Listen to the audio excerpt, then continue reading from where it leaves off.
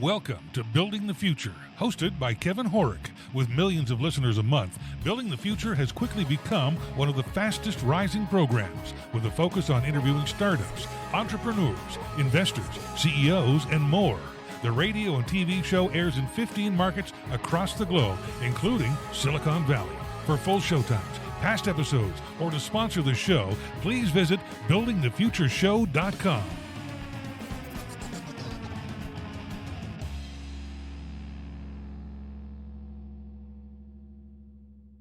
Do you have an app idea that you've been dreaming about but don't know how to actually start building it? Use Bubble. I've been using Bubble for a number of years now. It's an extremely powerful no-code platform that enables you to build, launch, and scale real products without investing thousands of dollars on engineers, designers, or spending time trying to code it yourself. Use Bubble's visual drag and drop tool to create really anything from marketplaces, SaaS products, and so much more. Join over 2 million people, including myself, already using Bubble to launch and grow businesses. Welcome back to the show. Today we have Mona Akmal. She's the CEO and co-founder at Falkon. Mona, welcome to the show. Thank you so much, Kevin. It's great to be here. Yeah, I'm excited to have you on the show. I think what you guys are doing at Falkon is actually really innovative and cool. But maybe before we dive into all that, let's get to know you a little bit better and start off with where you grew up. Yeah, let's do it. I grew up in Pakistan. Okay, very cool. Yeah, and I moved here when I was 20. Okay, wow. So walk us through what made you move to America. Yeah, so I was always the odd one out in Pakistan, I guess, in that I was a girl that really liked computer science and mathematics and physics, and also I'm very independent. I don't like being told what to do, and Pakistan's a very communal country, and I appreciate that, but it wasn't really my vibe. And so it was very important for me to move to the US, one, because it was the technology hub in the world at the time. And second, I wanted to live a pretty independent and free life. And third, I wanted to support my mom financially. And actually, the story of moving here was pretty funny. I was in my second year in undergrad, and one of my friends, as a way to haze me, made a resume for me and submitted it to Microsoft and didn't even tell me about it. And I came back from my classes one day and got a phone call from a recruiter, and he was calling from Seattle. And we had an informational. They flew me to Dubai. They made me an offer, and I was still in my sophomore year in undergrad. And so then I was in the mad rush, did 22 units every quarter, graduated in 3 years from undergrad, and moved here not knowing anyone in the US at the age of 20. Yeah. Wow. So what did you take in university and why? Yeah, so I did, my focus was predominantly computer science and actually social sciences. So the reason for computer science was I'm a pretty analytical, logical person. I like to build things. And also because there's an element of computer science that's very creative when you're building cool products. And then social sciences was my minor because I've always been a student of history and psychology and organizational behavior, because I don't really understand people intuitively. So I have to almost learn it through my brain, why humans do what they do. And yeah, I'm really glad I did that, actually. Okay, very cool. So you obviously rose in the ranks at Microsoft. You were there a long time. Walk us through kind of your journey there up until becoming, CEO and what you're doing today, because a lot of people, Microsoft's one of the top companies to work for. A lot of them just ride out the rest of their career there. Totally. I mean, many of my closest friends are still at Microsoft, and I got to know them, 20, 25 years ago when I first started there. So Microsoft will always remain, my first love. I loved working at the company. But my MO at Microsoft was always working on V1 products. And, when I had been there for 12 years, having done 4 different 0 to 1 products, I realize that that's actually where I am happiest. I like to go from nothing to something. That's when I'm in peak performance mode. And I'm not particularly motivated by comfort or an easy life. I don't really give about money. I do care about learning things. I care about working with people I really like. And I'm not very compromising as a person, just FYI. And so Microsoft didn't feel like I was going to be maximally learning and working with the type of people I was looking to work with, more entrepreneurial. And that's when I decided to leave, but I wasn't sure what I wanted to do. And so I did the Goldilocks approach, which is I'm going to go try a bunch of stuff because I don't know you. And generally, I don't feel like the big things in life you can think your way into. You just have to try a few things on for size. 100%. Yeah. Right. And so worked for 3 very different CEOs with 3 very different missions, mostly because I was putting myself through CEO school, lots of hard knocks. And then I felt ready. And that's when I started Falcon. Okay. So how did you come up with the idea for Falcon, and what exactly is it? Yeah. So first, I wish I could tell you a founder story that was, I was couch surfing and I thought, why aren't other people able to couch surf like me? And that's how Airbnb started. I do not have that founder story. I guess maybe because I'm old. So for me, it was really about one, what is an area that I understand really well? What is an area where I have a deep network and a competitive advantage in who I can hire and who I can raise money from? Like, for instance, I have no business building a consumer business because that's not my background. I've always been on the business end, even of consumer products, right? My network is engineers and scientists and investors who invest in deep tech with data and analytics and machine learning. So it was important for me to pick an idea that was in a space where I had a competitive advantage as a founder compared to someone else doing this idea. I also wanted to pick an idea. I personally don't believe when you start a company, you pick an idea, you actually pick a space. Makes sense. Yeah. Right. I would agree with that.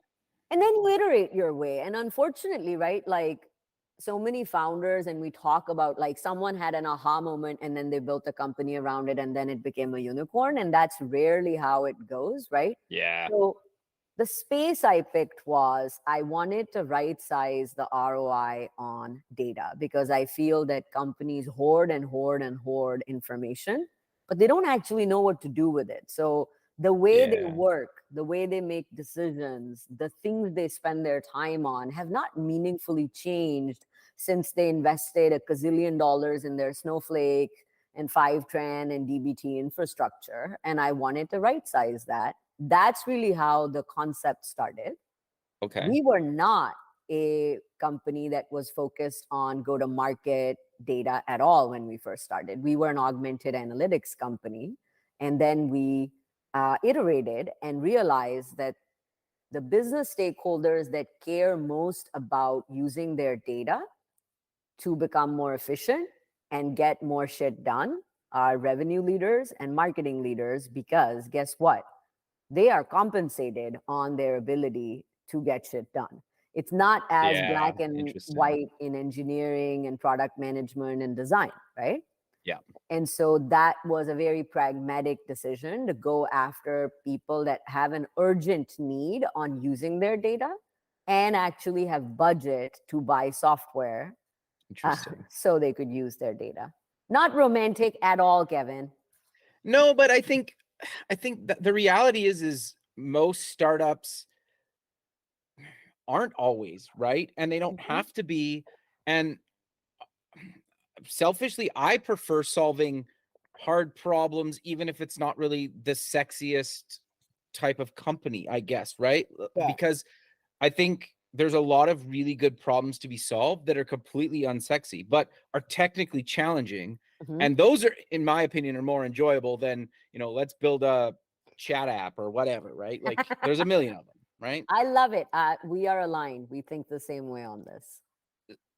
Totally. So walk us through, how does a customer actually use Falcon? Maybe from like day one, and then give us maybe like after a month or 3 months or a quarter or 6 months, a year kind of thing. And how does it evolve over time?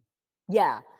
So I'll give you a little bit of a 30-second detour before I get to answer your question. I promise I will. Perfect.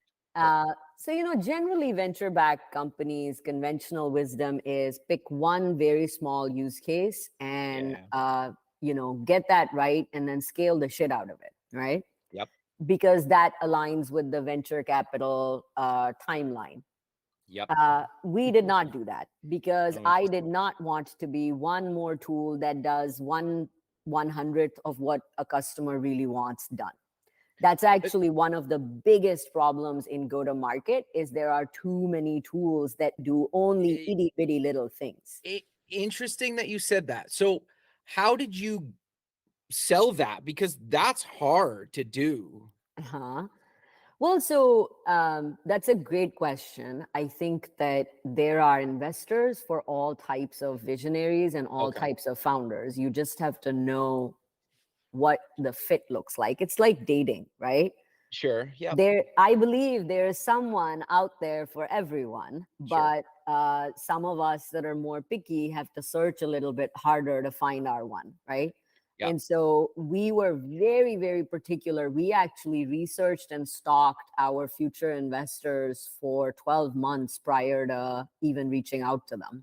Okay, so Because you didn't know your current investors before you.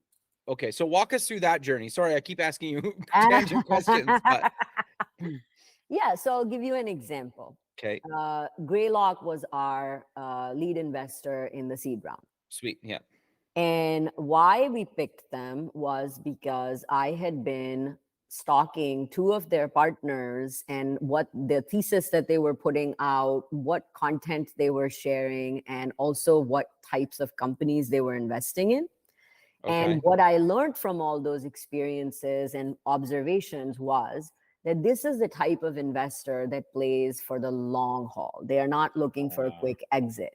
They're looking for the big picture because for them, a $300 million exit or a $500 million exit is not interesting, right? interesting. In a lot of the smaller VCs, that is not true. They're looking for a quicker turnaround, and even a little bit of return is worth it. But that's why we wanted to go with a firm that thinks bigger and has a little bit of ideology behind their investment, right? They are thesis investors, not general purpose. We will invest in anything that is doing well. So that was the process. And then obviously, like any good seller would, right? My first call to them was through the most senior person I could possibly find that was connected to both of us, because that shows a certain level of ability to hustle, right? So I found the CEO of Accolade, who was also one of the co-founders of Concur, and had him make the introduction because he knew me well, right? Got it. Okay, smart. And then I actually had my entire talk track tailored around the content that I had read from the investor, the partner that I was actually speaking to. So he felt like he was talking to someone he already knew because I had done the hard work of educating myself on him. So it felt like I was familiar because I was literally saying words he had said, right? Okay, interesting. And so on and so forth. That's just the start of the story. Okay, any other highlights along that journey of recruiting or kind of corralling those investors? So one, I don't believe in a high volume game. So, in our seed time frame, we spoke with a total of 5 firms. In our Series A time frame, we spoke with a total of 8 firms. Because to me, if you do your due diligence and your research about the firms and the partners, you can actually rule out a lot of shitty conversations without ever having them. And Interesting. so, and then really going in, so going in fully understanding what their puts and takes are, right? Because it's a sales call, right? Remember, they are selling you money and you are selling them the privilege of being a part of your company. As Right. long as you understand that trade, you can really make every conversation streamlined for that. No, that makes sense. I've never heard it put like quite like that, but that makes a lot of sense. And I think that's actually a really good way to look at it. Uh-huh. It's also, I think, for founders critical because fundraising is a brutal experience. Yes. Especially, you feel like you're putting yourself out there because your company is not different from you. You are your Right. company and your company is you. So when an investor passes on you, it feels like personal rejection, like someone telling you, you're ugly or you're stupid or whatever, right? Yeah. And so that's why actually I'm such a believer in doing your research up front, because there's a real opportunity cost. It's not just the shitty meeting you had. It is how much you spiraled after that meeting and how Yeah. much it distracted you and how you leaked all your energy that you could have spent having a good conversation, Yeah. No, I think that's actually really good advice. So I want to get back to the product a little bit. I Yes. asked you a few minutes ago about, so like, how does somebody actually get started, and then walk us Yes. through using the product, in the coming weeks and months? Yeah, absolutely. So Falcon is a multi-use case product. So Okay. unlike single use case products, we solve a lot of problems. And essentially the value proposition is we're going to use all your go-to-market data, sales, marketing, customer success, product data. And we are going to help you automate intelligently key aspects of how you generate pipeline and how you generate revenue. Okay. So the use cases pretty much cover the entire customer life cycle, from you reaching out to the customer for the first time all the way to them renewing their contract. So we are not a PLG motion. You actually have to talk to us how to get your hands on Falcon. You would talk to a person on our sales team so that we can figure out what use case is your top business priority with respect to revenue generation. Based on that, you will buy a portion of Falcon. Our implementation takes about 2 weeks. At the end of those 2 weeks, you are trained and now you're ready to go and generate more revenue more efficiently. What that would look like. And then 30 days, 90 days, 120 days in, often most of our customers will expand because now there's another problem that's blocking them from generating revenue efficiently. So a very simple example here could be, let's say I'm talking to an enterprise SaaS company and they tell me our biggest problem is we don't have enough top of funnel because we don't really understand which channels and campaigns are effective. Our sales team is doing outbound prospecting, but it's not resulting in pipeline. We will then deploy our pipeline generation automation solution, which will automate a lot of what a good rep would do. It would provide intelligence to marketing teams about which channels and campaigns to invest in order to generate pipeline. And we will automate a lot of the process of creating and launching those campaigns. Okay. About 60 days into that, you are now seeing the results of more pipeline being generated. Now we can have a conversation about, okay, what is your conversion rate from pipeline to customers? Right. And how much would you want that to improve? And then get into our sales module for how do we intelligently automate the process from pipeline to closed one, and so on and so forth. Got it. Okay. So do you have specific verticals of customers that are like kind of ideal for Falcon, or does it not really matter? Yeah, that's a great question. So any company that has a marketing and sales motion to generate revenue is a good customer for us. Okay. We do not sell to consumer companies because obviously you don't sell Instagram through sales reps, right? Right. So we predominantly focus on companies that sell software or hardware to other businesses,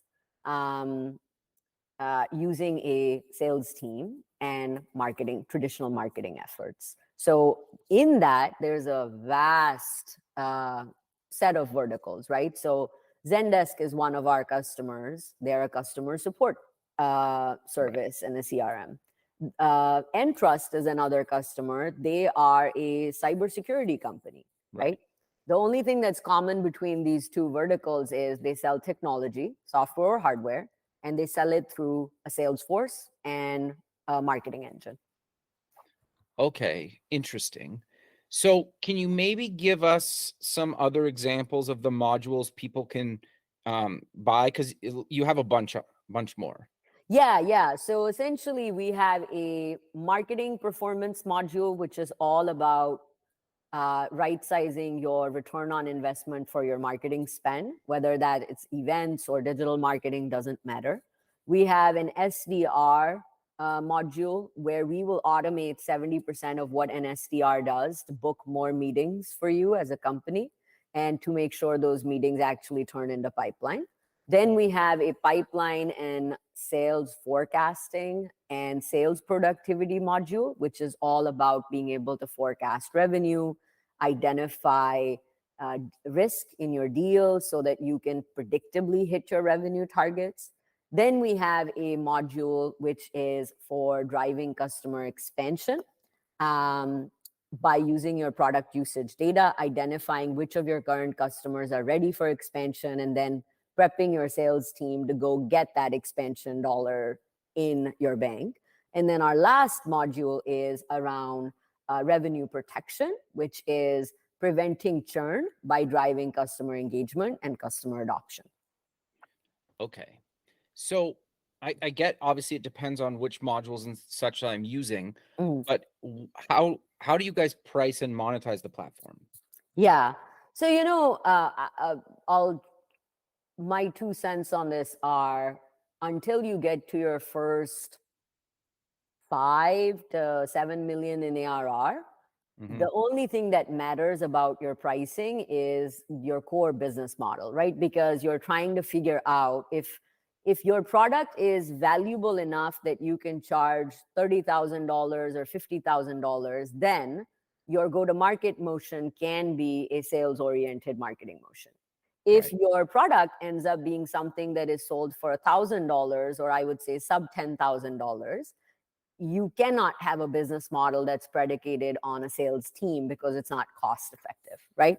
So currently our pricing is based on modules, which are essentially inferred from the number of people or the book of business that we are helping improve. So for instance, our SDR productivity module is a function of how many SDRs you have in your team, because that is how much value we are going to deliver. We do not do seat-based licenses because I find those to be extremely annoying for data companies, especially. It's your data, right? You should be able to use it. We shouldn't hold it hostage. So we price by module, and each module is priced by the size of your team or the size of your book of business. Okay, that makes sense. So walk us through a little bit of maybe the types of insights and data, and maybe just simplify just reporting that I get. Is it like a dashboard, or walk us through that? Yeah. So actually, I think most dashboards are garbage. So we try to push our insights in an operational way. So let's say, here's an example. I'm an account manager and I am about, let's say I sell Slack, okay? And I'm about to talk to a customer who has been using Slack and paying us, let's say, $100 a month. Okay. First of all, as an account manager at Slack, I am assigned 500 accounts. How do I prioritize which account to talk to this week? Falkon will automatically tell you, here are the top 10 accounts where usage is going up. They just signed up for your webinar. We think there's a high propensity that they are going to want to have an expansion conversation. Therefore, you should prioritize them. You're not looking at a dashboard. You're literally looking in Salesforce and getting recommendations. Here are the 10 out of the 500 accounts you should talk to. Sweet. Okay. Second, you set up a meeting. Now, let's say your meeting is showing up. You're going to have a meeting with your customer who's using your product Slack in 15 minutes. You need to be prepared for it, right? Yeah. Traditional selling is like, oh, I'm going to look up who the title and persona of the person I'm talking to is so that I don't look like a dummy. But when you're selling software, you actually need to know how they've been using your product, right? Sure. So what Falkon does is 15 minutes before a sales rep is going to have a call with a customer about expansion, we send you a quick NLP-based dossier that is saying, here are the key things that have happened in this account. They recently added 30 users to Slack, and they have increased their Slack messaging by 75% in the last 2 months. And by the way, they are really interested in your webinars that are talking about your Slack and Zoom integration, right? Now imagine how much better prepared that sales rep is going to be when they go in that call. Yeah. So, yeah. Okay. It's a no-brainer then, right? Totally. Yeah. That's interesting. Yeah. Because and finding that manually obviously is doable. It just takes a ton of time and effort. Yep. And let's be honest, nobody does it. No, because nobody has the time. And that's right. Yeah. Interesting. No, that's fair. The one thing that I pointed out to you earlier before we were kind of recording is you post your own videos to social media, which not a lot of CEOs do. A lot of people outsource their social media posts to somebody internal, external, maybe a bit of both. Why do you think it's so important to post your own content? Yeah, absolutely. So a few things. One, I believe that when a company is young, the company's brand is not known. But it is much easier to build the founder's brand because the founder and the company are synonymous with each other, right? So me posting videos is really me building awareness about Falkon through my outreach to the world, right? So it is me doing service for my company. I was sharing with you offline, I'm a deeply introverted person, and the prospect of posting videos was scary as hell for me for a long time. And actually our head of content, Ty, has been extremely encouraging and supportive and kind of kicks me in the ass every 2 days saying, hey, you need to post something, just go from the heart and share something that is useful. The second thing I've realized is that I do actually have a unique point of view to share, which is completely aligned with what we're trying to do at Falkon, because I'm not a traditional sales leader, right? My background's product and engineering. So outside, many people in sales calls have been very curious about how I look at the world. And to me, it's the only way I know how to look at the world. But it's obvious to me that they have not thought about it that way because they've been in sales or marketing their whole lives, right? And I'm coming in as the outsider. So that outsider perspective has been surprisingly helpful for people that are practitioners. And so being able to turn that into authentic content that stands for Falkon was really important. And last thing I'll say is video is, to me, a lot more powerful than text content because you can communicate so much more about like how trustworthy you are, how open you are, what your brand traits are. Brand traits are much harder to come through in a text post versus in a video post. So that's why I'm a fan.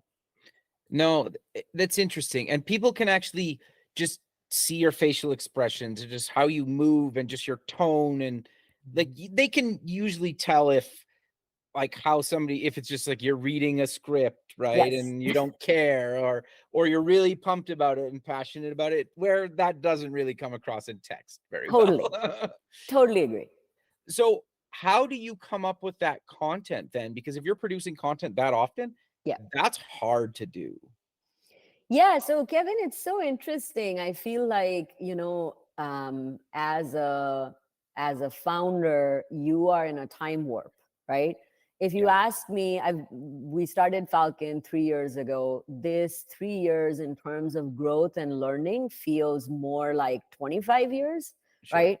So I actually have the opposite problem where I have too many things that I'm learning and I'm excited by that I want to share, and I have to pare it back a little bit. But one thing that has been really helpful is we identified the three key themes that I want to talk about. Okay. These are themes that are personally very exciting for me. I think about them regardless of whether I'm going to post or not, right? These Okay. are just topics I care deeply about. And these are topics that are 100% aligned with Falcon's mission. So, topic number one is facts, not fiction. Right. Topic number two is united instead of siloed. And topic number three is efficient growth, not growth at all costs, right? These are things I believe in, things I think about regardless of Falcon. And so you will notice that a lot of my posts actually come from these core three themes that Okay. are very topical and top of mind for me at any given time anyway. Interesting. So the growth at all costs comment or topic is obviously kind of a bit controversial. Yes. In arguably maybe even in a good way. Mhm. Why do you think it's so important to not have growth at all costs? Mhm. Yeah, so this is, I mean, this can be a 2 hour conversation, Yeah, I honestly, know it's a right? can of worms. Right. So, one thing that at the macro scale, right, we have built our entire economy, global economy at this point with growth at all costs, which Totally. actually results in consumption at all costs, right? Yep. The only way we can feed this mindless growth engine is to consume, consume, consume, consume. And to me, the very real effects of this mindless consumption are the destruction of our planet, right? So it's Sure. that fundamental. I think growth at all costs, it corrodes people, it corrodes our planet, it turns us into comfortable, lazy blobs. That's not why we are here, right? So that's how existential this is for me. This has nothing to do with companies, even. It has to do with this infrastructure that we live in, where if we are not running faster, we are somehow dying, right? Right. That's insane to me. So that's one very important reason why not growth at all costs. And then sustainable growth to me, for instance, the tech meltdown that we have seen in the last 2 years Yeah. should be reason enough to not indulge in growth at all costs, because who does that serve? It doesn't serve the founders. They are ingesting capital they simply cannot responsibly spend. It doesn't serve employees because they are being overhired to do jobs that don't exist. And therefore, even if they feel safe in the job, they really should not feel safe in the job because there is no job for them to do. They've been overhired, right? Right.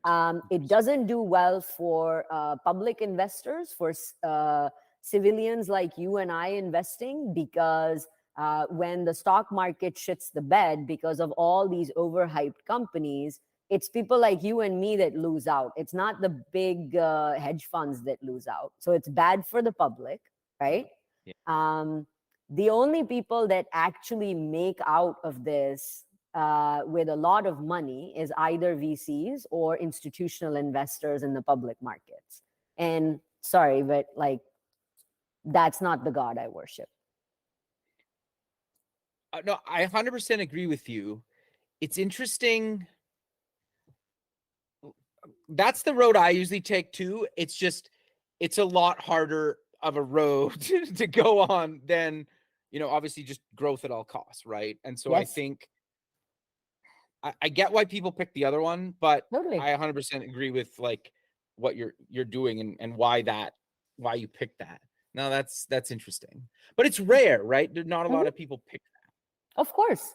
Because I So think you have to ask, right? What are most people's motivations for getting into the business? For me, the motivation is not, I want to be a billionaire. I couldn't care less. I already have all the things that I want. I think that's all, honestly, maybe also one of the benefits of being an older founder, right? That I've done everything on my bucket list already. Uh, right. there's so it goes to motivations. Why are you doing what you're doing? Yeah, interesting. So, but how do you, because it's hard to go always kind of like against the grain sometimes, right? So like how do you keep that up and that motivation and know that you're doing the right thing for yourself a lot of the times? Because at the end of the day, you kind of just sell yourself out if you flip and you know that you're uncomfortable with making that change. Like if you're fine with that, then fine, that's a whole other thing. But Mhm. if you know, because like it can be challenging, especially when times are tough right now. Totally. I think that a few things, right? First is I really do believe um, difficulty should never stand in the way of purpose. Yeah, okay. So, and there are ways to train yourself to get comfortable with what's difficult because no big thing is achieved without hardship, right? Sure. Yep. So, and training yourself to be comfortable when your mind and your body are screaming and saying, no, no, no, too much, enough, right? So, one, invest in mental and physical toughness. And I do actually believe both of them serve each other. If you're physically tough, your mind becomes tougher because it has evidence that when your body is in distress, you still recover and you get stronger, right? So, one is training for physical and mental toughness because the tougher you are, the farther you can go, the harder the problems you can solve. Okay, Second, sorry, yeah, can I cut you off? How do you train for that though? Because that's, or what do you do? yeah. So, a few things. One, I believe in fasting because Okay, hunger is a very, very powerful motivator. And being able to train yourself to power through and have a meeting and get through your day, even though you are starving, is a great way to train yourself. Second, interesting. I Okay, train with a fitness coach. And my explicit ask of her is if I don't feel like throwing up at the end of the session, you have not done your job. Um, I will go and climb steps and to the point of exhaustion, right? So those are just ways to be physically tough. Mental toughness is honestly, most of it is having the discipline to show up every morning, no matter how you feel. You're hungover, you're depressed, you heard really bad news, the world is on fire. Like my mom had COVID and I had COVID, and she was in the ER, and I was fundraising from my car in the parking lot, right? wow. Mental toughness, you just power through. And this is all building stamina. This does not mean I am a superhero. It just means I've been practicing this for a long time. That's how I would train for it. Interesting. That's really good advice. Okay, keep going. Thank you. Sorry. Was there other? Yeah, so I think one is building mental and Okay. physical toughness. Yeah. Second is walking the path you are supposed to walk, because when you know the path you're walking is right, it actually serves as an immunization against the doubt that comes up, right? Yeah. There's Yeah. nowhere else I would rather be. There is nothing else I would rather do, right? Yeah. If I know that and I am not violating my principles and I am not walking in someone else's shoes and I'm not doing this because I want other people to like me or think about me in a certain way, my conviction is so strong that whenever I have doubt, it's very easy to get back to a place of faith. And then, third and last is surround yourself with people that you aspire to be like. If you surround yourself, for instance, I have stopped indulging in conversations with friends who are lifelong complainers because it no longer serves me to be around that, right? So, That's fair. Yep. I yep. get that.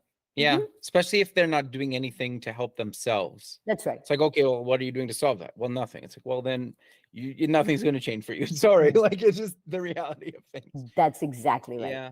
Interesting. So you touched on something though, with surrounding yourself with, like, how did you build the team at Falcon then with those principles? Because finding like-minded people that you also kind of aspire to be around, like, It's hard. easier said than done. Yes.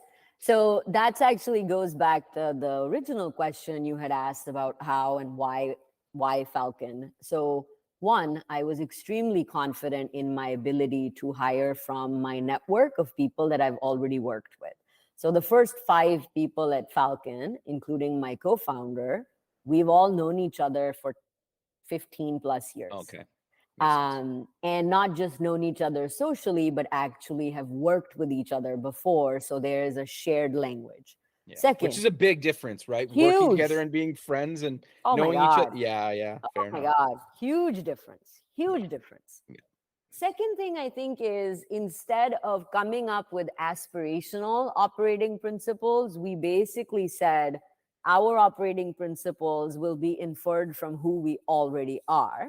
And we are Okay. unapologetic about it. For instance, we are not everyone's cup of tea as a company. We're extremely intense. We love our craft. We are ruthlessly honest with each other. It's good And though. it's good, but Kevin, it's surprising to me how many people buy into it at the conscious level, but at the subconscious level, when they experience it, they want nothing to do with it, right? Yeah, that's fair. Yeah. We're not accustomed to that kind of honesty in the workplace, right? And so that's been a struggle for us. But again, the last thing I'll say is, you have to believe that there are people out there, and you just have to not be desperate and keep looking and be rigorous about looking. Because to me, a lot of why people can't hire people that are like them, it's because they don't put in the time. If you have to talk to 100 people to get one that is your type of person, do it. It's just work. Power through. Yeah. Interesting. So how do you manage though those types of people that think they want that brutal honesty but can't really handle it? Because, and how do you screen for that? Yeah, so I'll give you an honest answer on this one, which is, I would say about 75% of the time it doesn't work out. Okay. And we have to let them go. And Got it. I understand that that's a politically incorrect answer, but when you are as early stage as we are, right? We're 30 people. It's very important to be able to work in peak performance mode, which doesn't mean it's a place for everyone, right? And that's okay. We don't have to be a place for everyone all the time. We have to earn the right to get there. So what we look for is diversity of perspective, but significant overlap on values and operating principles. Okay. No, that makes sense. And no, like I appreciate the brutal honesty. I think a lot more people are basically doing that. They're just not saying that. That's exactly right. So I'm curious, we're kind of coming to the end of the show, but what other advice would you give to founders, maybe that are at a bit of an earlier stage, or maybe are struggling a little bit with a company that's been around for a few years like Falcon? Yeah, absolutely. I'll say a couple of things. One, all of us in our dark days compare ourselves with this mythical founder and this mythical company that is doing really well, and we compare ourselves to this mythical creature and find ourselves lacking. Yeah. Here's the good news. Every founder is a wreck, and every young company is a shit show. And that's just the nature of the path you are on. Anyone that tells you otherwise is just plain lying. So stop. 100%.